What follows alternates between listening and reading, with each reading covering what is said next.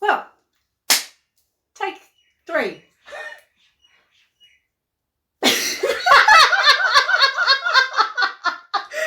going to ask? I'll ask. Okay, ready? Zerafina. So, performing for a lot of people can be very stressful, and the idea of performing can be very stressful. What do you think is the best way to approach that?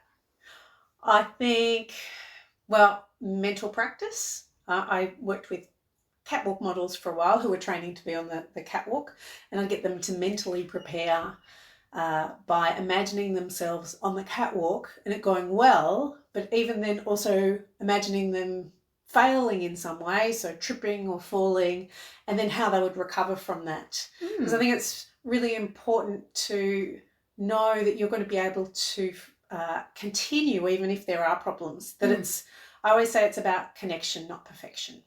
Absolutely. I worked with a director once who said to me, when you go out on the stage, remember that no one's there to make you feel like you're going to fail. Everyone is sitting in that audience wanting you to do your absolute best. And that shouldn't be a fearful thing.